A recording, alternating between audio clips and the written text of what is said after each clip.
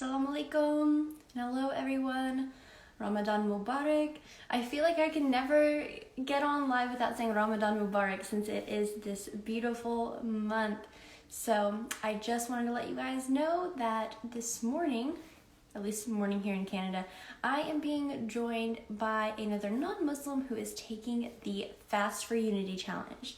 So today I am going to be joined by, are you ready for this? Because this is super cool. Kate Stables. She goes by the alias This Is the Kit. She is a Paris-based British musician, and she's joining me this morning. So let's get ready to welcome her. I think she's about to join me. So I will add her in. I hope everybody's having a great Ramadan so far.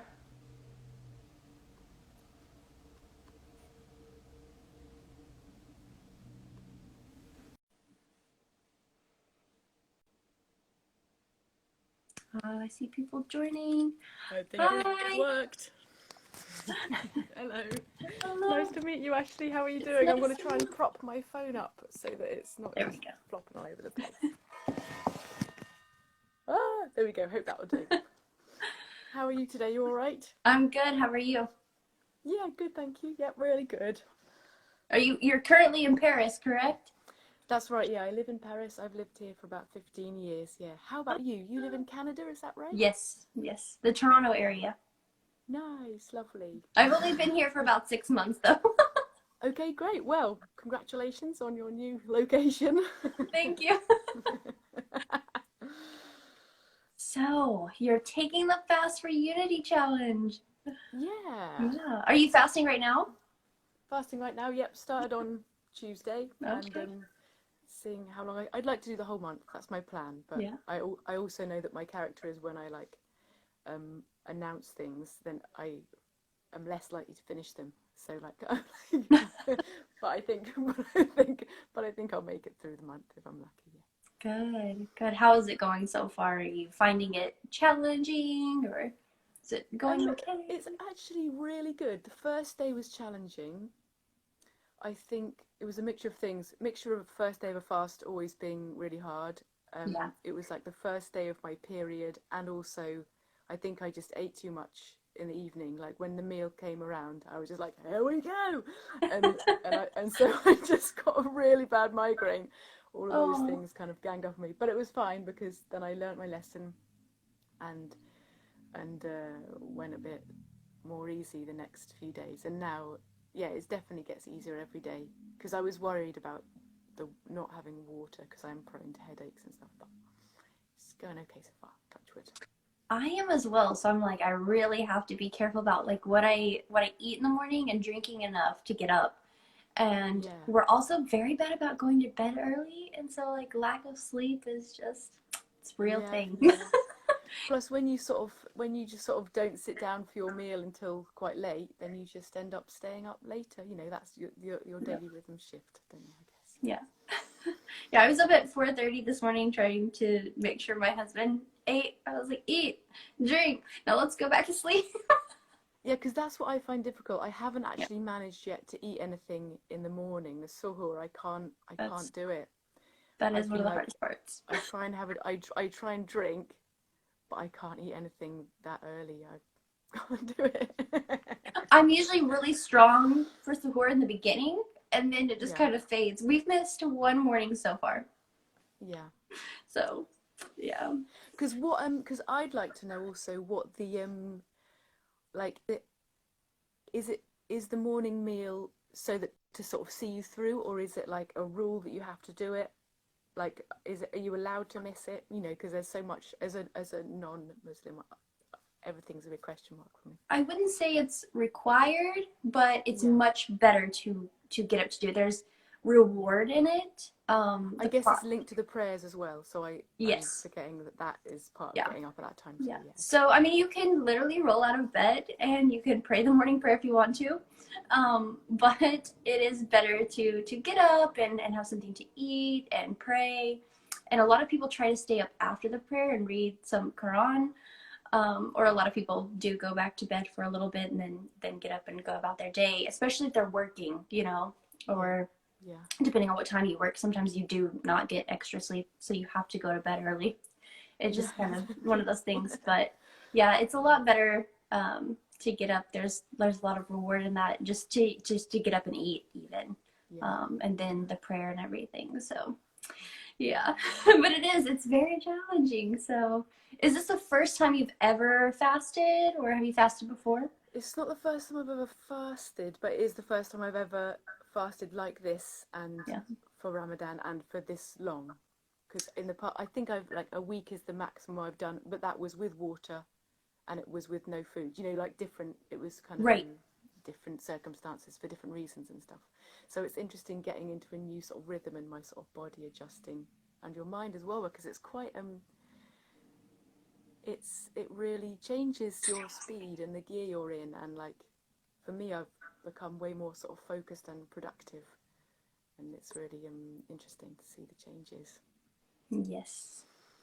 I definitely understand that. And I feel like anytime I've heard people fasting, like outside of our faith, that it is with water. So yeah, it's always a challenge for people to take this initiative, because it's like, whoa, this is totally Yeah, different, you know? because we're So just told all the time like drink enough water, drink loads of water, drink more water, and then to sort of stop drinking water, you're kind of, we've been wired to kind of think we need water all the time, but we can kind of manage if we're careful.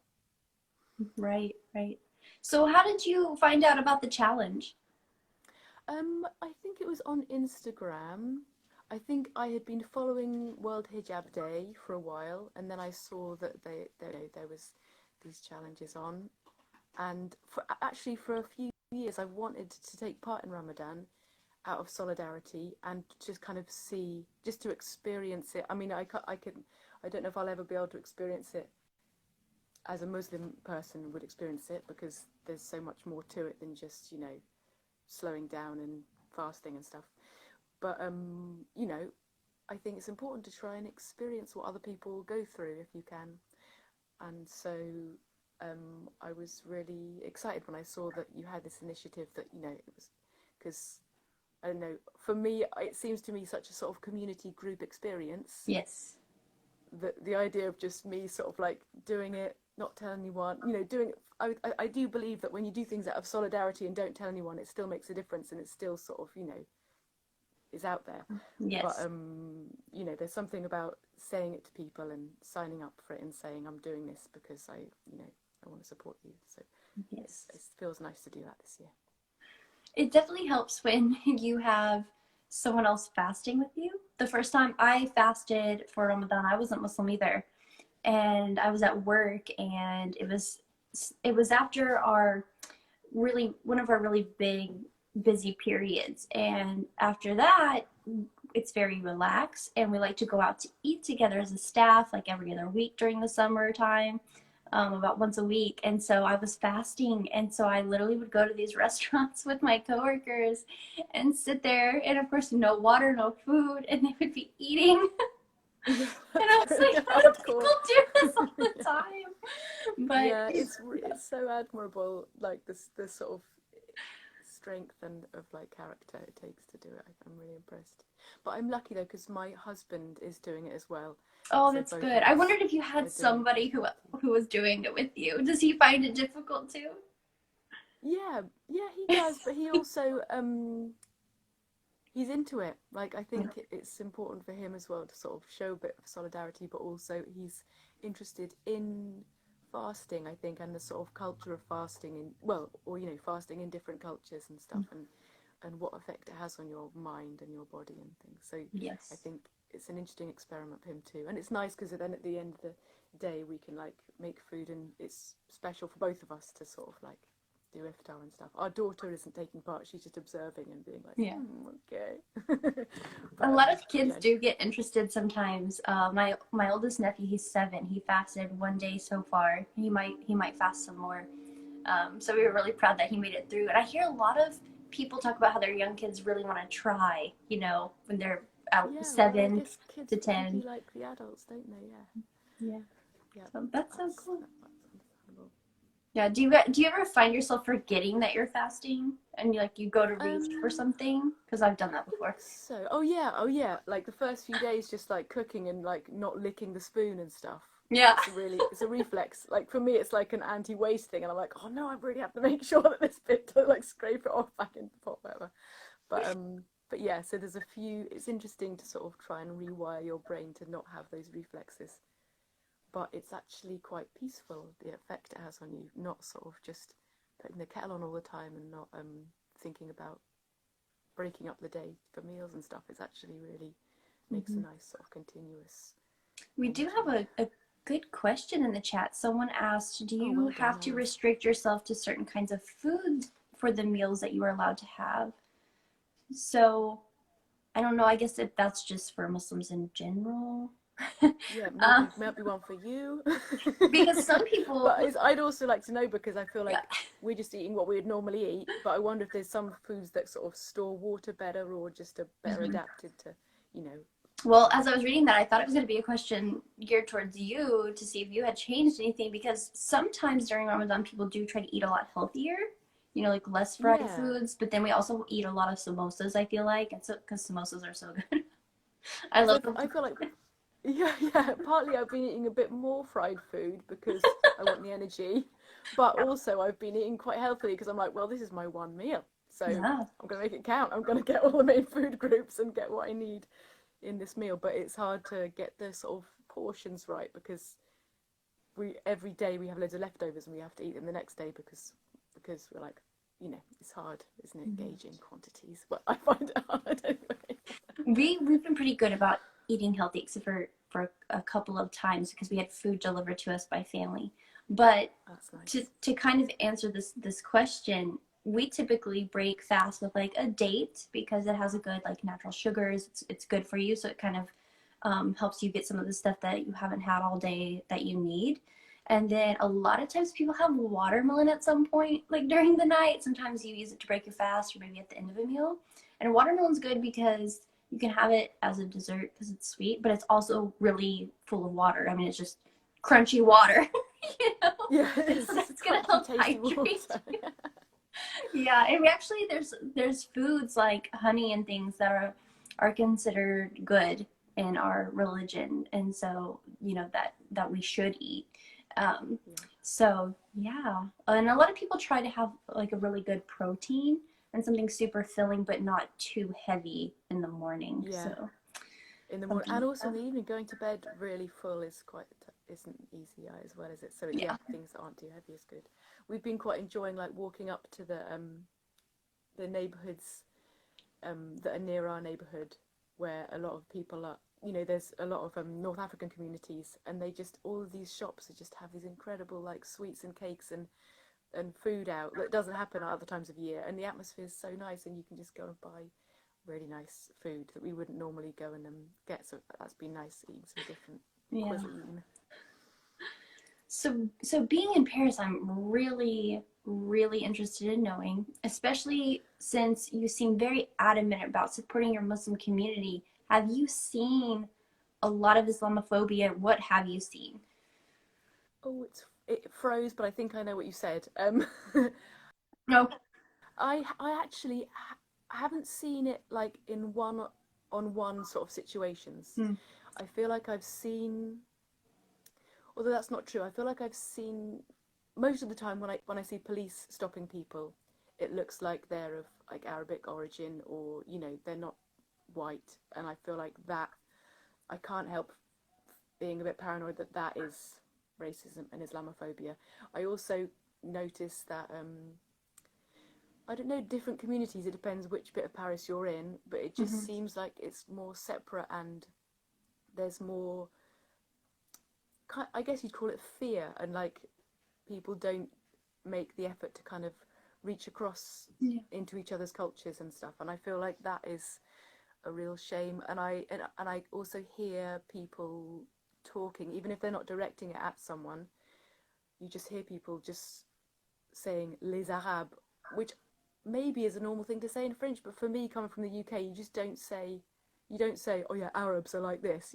Just the sort of generalizing and just saying, I don't know, just I feel like there's a certain amount of disrespect that really upsets me, and generalizing and prejudice and like stereotypes that you know, that upsets me anyway in life. But in terms of like people's regard towards Islam and people of Islamic faith, I just it's not acceptable. I don't understand why people think that it's okay to also just, it's a kind of question of vocabulary, I guess. People say things like they and them, and I think already that's the wrong, those are the wrong words to be using when you're talking about anyone that you consider to be different to yourself. You just have to not use they or them. Like, use the proper words and remember that they're the same as you. Like, there is no they and them. And so, I don't know, I feel like even if I don't encounter it personally on a daily basis, it's still obvious that it's here, and it's quite heavy in the air. And just the fact that I feel like France has got a lot of problems about dealing with its history, its colonial history, its kind of conflict history, its immigration history. Like, it's not going about stuff the right way, I think. And I feel like they're in denial about a lot of problems, and then they're making more problems as well. And look at me, I'm saying they, but what I mean is the French government. Yes. Caught myself out there. But yeah, I don't think the French government knows what they're doing. I don't think they know how to integrate communities and make people feel welcome and valued. And I think they're being really hypocritical in dictating what women can or can't wear. Like that, like, I feel like their excuse is that someone else is making women do it against their will, which of course is a lie and not true. And that's just what they're doing. You know, they've just become what they're claiming to be fighting against, and it's really depressing and kind of disgusting in this day and age that should be happening in like a civilized country. Yes. You're talking about people out on the street and everything, talking about, for example, Arabs and kind of I can't hear you, and I'm wondering what's happened. I've got my headphones plugged in still. Oh, no. I can see you. Okay. I can't hear you. I don't know what we should do. Talking until. Should we reboot and start again? Can you hear me? Mm-hmm. Ah. Why can't I hear you? I'm going to make sure my volume's totally up. Volume's totally up. Oh, okay. Nothing? Do you want to try a reboot? Me.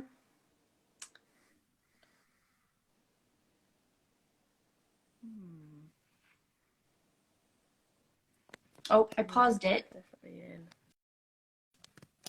Now it's unpaused. Nothing?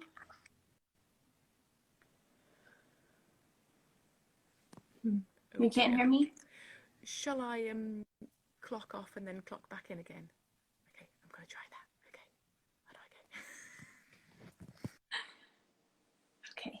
We'll wait for her to come back on. Hopefully she'll be able to hear me. Can anybody else out there hear me? Anybody can let me know in the comments. Make sure we're still good.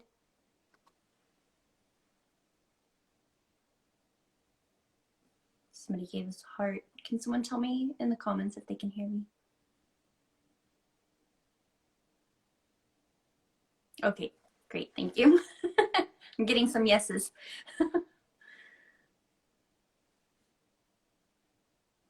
Hi everyone, I can see you in the comments saying hello. Thank you for letting me know that you can hear me.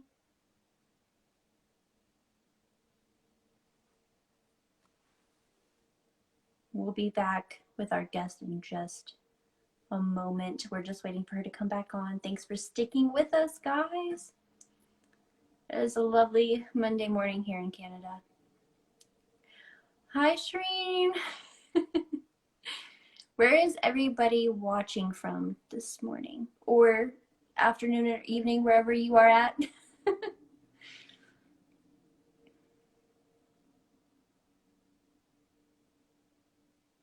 Walaikum salam. I like being able to talk to you. I could just picked up. Could you introduce yourself again? Hi, I'm Ashley, everyone. I'm your host this morning.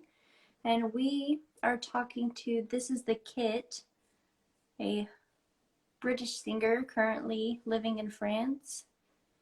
Her name is Kate, but Kate was having some technical issues, so she logged out, and she's going to be back in a few moments. Oh, good luck, Shreen. I'll make a dua for you. Oh, we got somebody from Nigeria.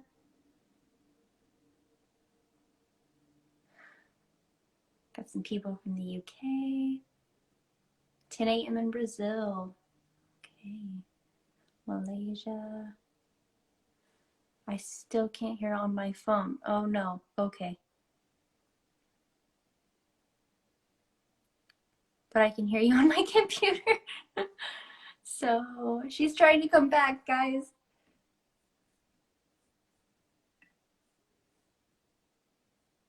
Technology. Sometimes it just doesn't want to cooperate. What can we do, Kate? Might need another invite. Okay. Let's see here.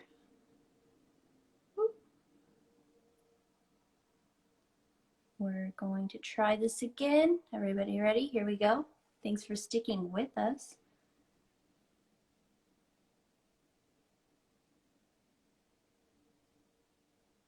Almost there. I would show you all this beautiful day, but I live across the place from what is currently a big dirt pit that's going to be a park. So someday, when this park is done, if we ever find ourselves in the situation, I'll show you what's outside my window. We're still waiting for This Is the Kit. Hopefully she makes it back. She is taking the Fast for Unity challenge. If anybody is new to the live, she is a non-Muslim and she's taking the challenge, striving for 30 days. She's been fasting since the very beginning. Ramadan Mubarak. Oh, I think we might. Okay, here we go. Let's try this again.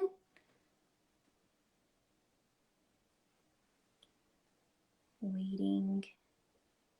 I don't know, there might be a wireless connection issue.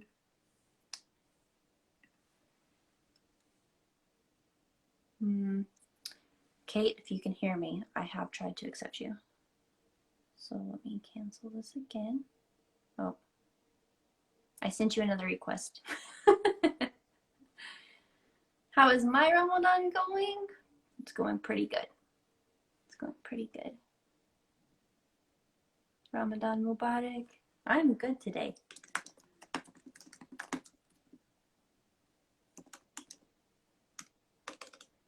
We are gonna get this figured out. Kate, if you can hear me out there, I did request you again. I tried to accept the other one, but I don't know if it clashed with my invite.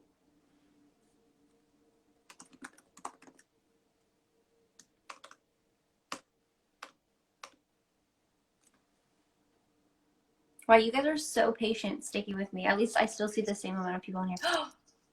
Are you back? I'm so sorry about that. That's okay. I was trying to. I'm so sorry. That is awful.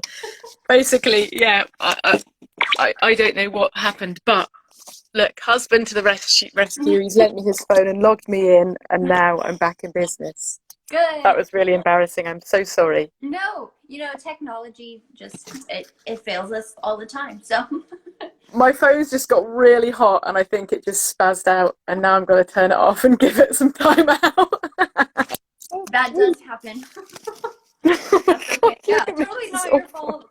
Totally not your fault. Well, it is for having a bit of a crappy phone, but here we are, back in business now. I tell my husband all the time I need a new phone. I'm like, I'm years behind. Yeah, it's good though. It's good to use things to the max. Yes, exactly. Exactly. So where were we? You know, that's an excellent question. I was just thinking, where were we? What were we talking about? We had talked about what Islamophobia you've seen, and you mentioned, you're talking about France, and then I was saying something, and I think that's when you couldn't hear me anymore. Yes, well done, good memory. Thank you. It's kind of coming back. It's like on the tip of my tongue what I was going to say. Well, maybe it will come back if we Okay. sort of just start talking about something Yeah. else. I mean, I'm intrigued because I'm really impressed with World Hijab Day, the organization, and I'm intrigued to know about like the team that runs it and like when it started and you know, I want to know about you all. Well, Nazma Khan, the founder of World Hijab Day, started it in 2013. Hmm. And so it started as a day, February 1st, where women put on the hijab for a day, Muslim or non-Muslim, because not all Muslim women wear the hijab, just to stand in solidarity with those who do, because Islamophobia has been around since the time Islam first started. So, Yeah, this is not a new battle, unfortunately. Um, so yeah, it's been that way for a long time, since 2013, and it's grown so much. And now we have new initiatives, and we have ambassadors all over the world. And this year, there's a lot of people taking the Fast for Unity challenge, hmm, and then the 30-day hijab challenge.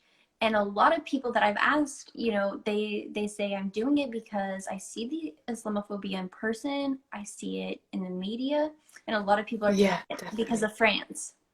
A lot of Yeah, yeah. It's true. I think I mean what sort of shocks me is that I didn't even hear about the law from France. I heard about it from World Hijab Day's Instagram account. Mhm. And I just feel like they're just sneaking in this stuff. I mean, at the moment, I feel like governments everywhere probably are taking advantage of this difficult time Mhm. when people are less able to get out and protest and less able to, you know, mobilize themselves. They're taking opportunity to like pass all these stupid, nonsensical laws that restrict our freedom and that sort of oppress people, and are hypocritical and don't make sense. I mean, I just feel like the French attitude towards laicity and non-religious stuff is very hypocritical because you can't okay, I understand that you want the state to be separate from people's religions, but you can't separate things like schools and workplaces from people's lives and cultures and, you know, who they are and their identity. And stopping, I mean, already I disagree with the law that you can't wear, you know, religious things in schools, and the fact that now mums won't be allowed to won't be allowed to wear hijab on school outings, and that women under 18 can't wear hijab. I just feel like it's going too far, and I'd quite like to know the schools, like the people that work in schools. I'd like to know what their point of view is, because if I was a teacher on an outing and a mum was coming and helping, there's no way I would make her take her hijab off. I would probably like ask all the mums to wear one just out of solidarity. I just feel like it's just so pointless. What does it do? Like, it's to do with this anti-separatism law or whatever that they want to that they're sort of, you know, calling it. But all it's doing is separating people more. All it's doing is making people more like fearful of each other and suspicious and separate. It's just separating people. Yes, it's so unfortunate. I really feel for the people in France, and I feel like after France said something, other countries were picking up on it and saying, "Oh, we should do it too," and we're waiting here in Canada for Quebec to make their decision. They're also working on a hijab ban, and so But why? I just feel like there's so much evidence that there are more effective ways of making people feel safe and empowered and included and whatever, you know, it, there are so much more effective ways than just making a law. Like it's such an unintelligent approach. Just like, oh, we'll make a law banning this thing that's completely unrelated to what we're afraid of in the first place. and somehow it'll have a knock-on effect. And they're also I also am really appalled that the French government wants to ban homeschooling, and they're using Islamic families that homeschool as a reason. Like they're sort of blaming, they're just sort of making up all these lies, saying that people are getting, I don't know. I'm not very articulate at talking about it, but it makes me so sort of angry. Like they're taking away people's human rights to educate your kids at home is a human right, or to educate them however you want in whatever school and whatever establishment or at home, regardless of like religion or cultural background. Why do they think it's okay to take away people's liberty like that? Why do they think it's okay to tell people what to wear and what not to wear? I just I can't believe that human beings can function on that level. It really is appalling. You know, there's a point where people just think, oh, well, you're covered too much, you can't do that. Oh no, you're covered too little, you can't do that. And Yeah, so it's yeah, so trying it's to so dictate incredible. all of that, and I don't understand it. I don't think I ever will. And there's so many people out there who say we shouldn't use the word Islamophobia and that it doesn't exist. And do you know why they say that? Why do they say that? Because they're just trying to take something else away from it. No, I because mean, I it's not just feel correct. like for me, it's like it's one of the biggest problems that the world has at the moment. Like complete inequality in terms of the religions that get respect and support, and the religions that just get lied about, and all this weird sort of propaganda spread around. Like I don't understand where it comes from. It's really upsetting, and I, it's hard to know how to like I think break down all those barriers. yeah. I think if I was like, we just need to keep educating people, but sometimes they don't listen, and but we have to keep trying, you know, and that's why Yeah, we have things like World Hijab Day, you know, to try to educate people about, you know, like mostly like hijab is what we're after, you know, and then hopefully that'll lead them to learn a little bit more about Islam and, you know, why we do what we do. So I'm like, are they yeah, scared? You know, you don't have to fear Muslims. Before I yeah, became Muslim, I was like, I've met so many Muslim people and they're the nicest people I've ever met. I'm like, I don't. yeah. I mean, it's being nice kind of has nothing to do with what you wear or your religion. It's just like person by person, and people are generally nice. Like there are more decent people in the world than undecent people. Unfortunately, the undecent people seem to be like running all the countries and they've been running the governments. How can we sort that out? But it's just it's a strange thing, and I feel like when you kind of when you ignore when you try and make people invisible, you're only going to make the problem worse because, well, for me, like growing up in the UK, we were taught about different faiths and different religions at school, like visibly in schools. I mean, it depends on where you grow up and what neighborhoods you're in, obviously. But it's obvious that people come from different backgrounds and have different religions, and they're in school together, and it's okay. And I feel like that visibility is really important. And for the French government to just, and the French attitude maybe to just try and make it invisible, like that's their approach to equality is and equal opportunities, is just like absolutely everyone gets treated the same, no no exceptions.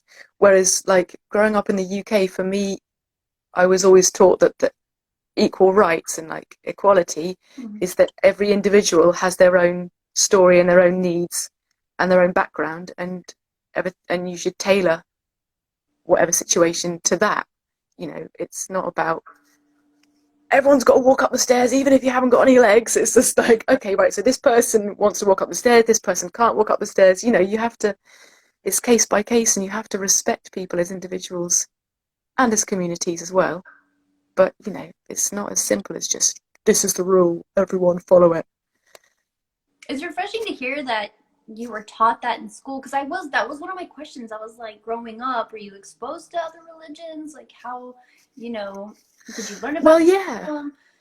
at all? I feel lucky that I was exposed to other religions. I mean, not as much as some people. Like in some people, like in inner city London schools or something, they'd obviously have a much richer, more diverse kind of exposure to other people's cultures and religions. But I feel lucky in that I did grow up in a place where there were people from other backgrounds. I grew up in a very non-religious family, so like religion has never. I mean, other than like being a kid and exploring and like trying out going to church, trying out this, like other than that, I'm just not really. I haven't been brought up in a religious way, and so, but that doesn't mean that I don't think religion is totally, valid and beautiful and inspirational and an important part of our history and who we are. And I just think everyone needs to respect that. Like, you can't just say, I'm right, everyone else is wrong. Like, there's that's never gonna exist. That's very true. So, do you think that there's anybody else in France right now doing these challenges? Have you heard of anybody else standing up? I guess because you hear all this negativity. Do you hear any positivity from anybody when you're out? Unfortunately, well, it's tricky because at the moment I don't really see many people. We're in like the third lockdown. It's a bit like, Oh gosh, yes. anyone out there? We're in But lockdown as well. yeah, Okay. but we're still allowed to walk out in the streets and stuff and like do shopping and things. But it's just there's not a lot of chatting about it. And I feel like when I have asked French people, my French friends, about the hijab, the new hijab law that's been passed, and about their thoughts on it, that most of them don't know about it. Most of them don't know that France has just passed this law, and I think they also don't know what they would do about it. And I also feel like not many. It's hard these days. Not many people want to, well, visibly change their appearance in wearing a hijab, and not many people want to fast. Like it's scary for a lot of people. Fasting is a scary prospect, and so, and also, I think at the moment these are sort of delicate times in terms of.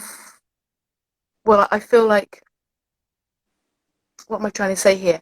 Like it's I don't want to be not offensive, but in terms of like wearing a hijab in public, I don't want to be like it. It's like there's a fine line between what am I trying to say here? The phrase I'm thinking of is like cultural appropriation.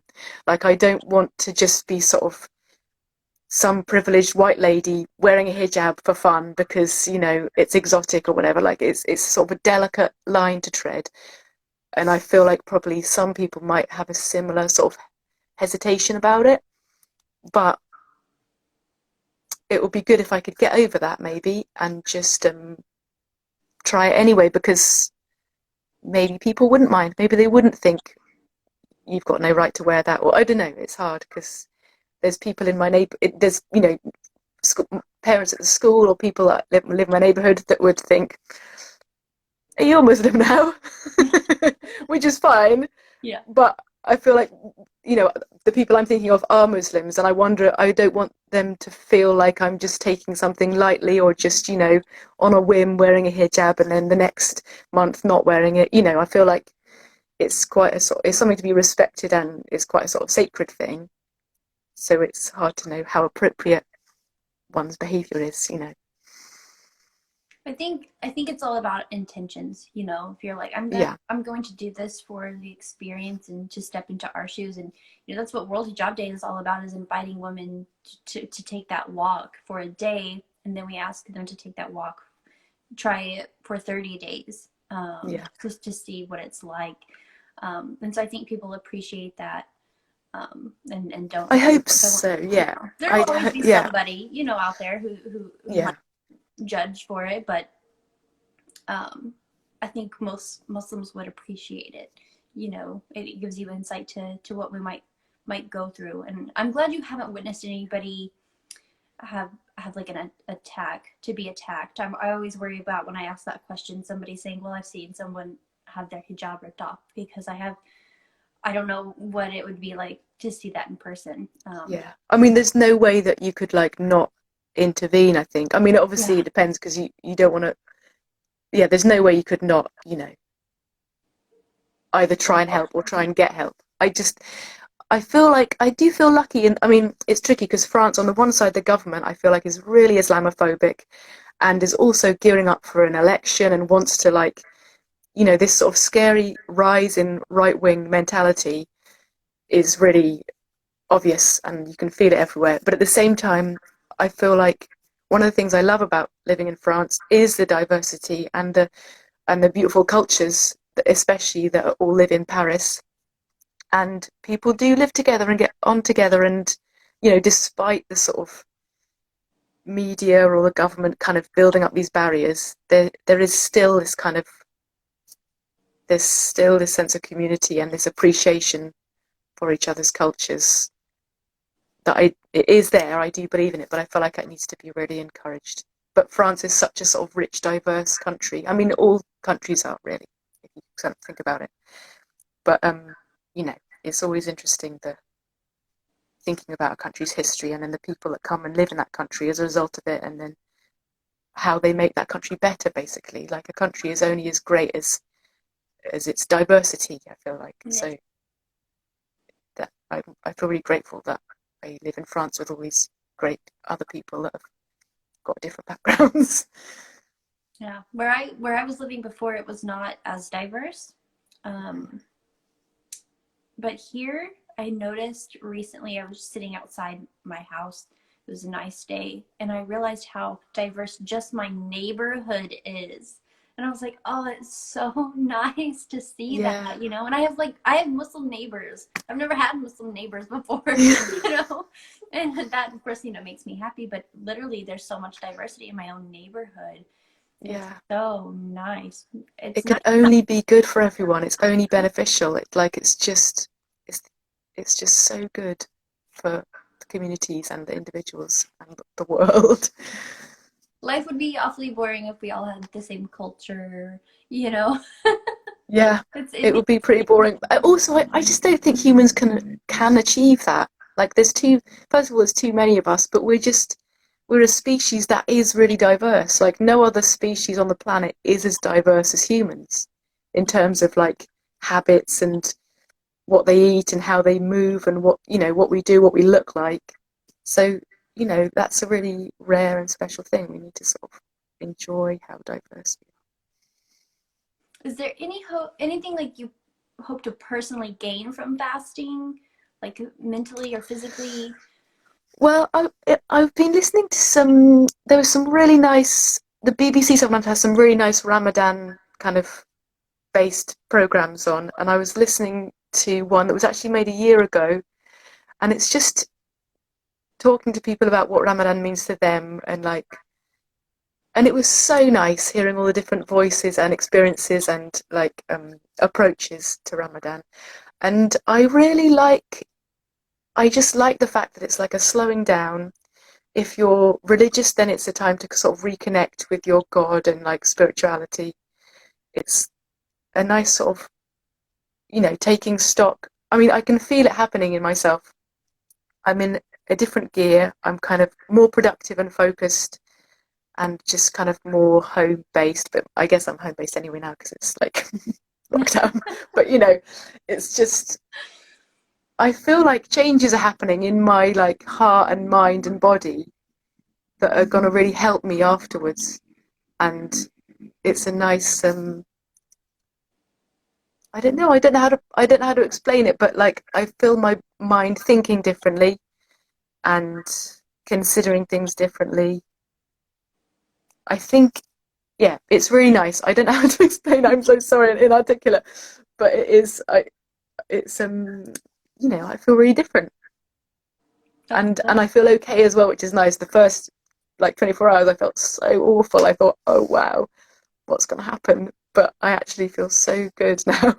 There's always that adjustment period, you know. Yeah, I think I went in a bit too gung ho, like, go just like nothing, and then too much food, and then But now I'm getting the hang of it a bit better now. Both of us are, me and my partner. That's good. That is so good. Yeah. So hopefully you'll make it all the way through. Yeah, I hope so. I think I will be sad if I don't make it through. So hopefully it will happen. Yeah. Is there anything that you would say to people to encourage them to, take part in World Hijab Day initiatives like the Fast for Unity? Well, I just think we always need more solidarity and empathy and compassion.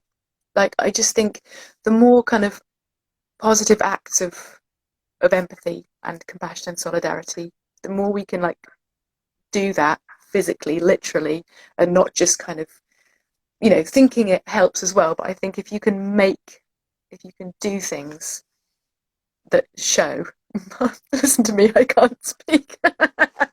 It's because you're But, fasting. I think so. I'm telling you, it happens to everyone at some point. You're like, If you can do my train of things thought. that I'm you can fasting. see, to make an act, to do these acts of solidarity and compassion, I think is so important because the world needs it, and people don't know it. They don't. It's not a given thing. Like, there are so many people that I, respect and have love for and want to show appreciation for, but they don't know that until I say it in some way. So I think it's important just to do it, just to sort of, Actions speak speak up. louder than words.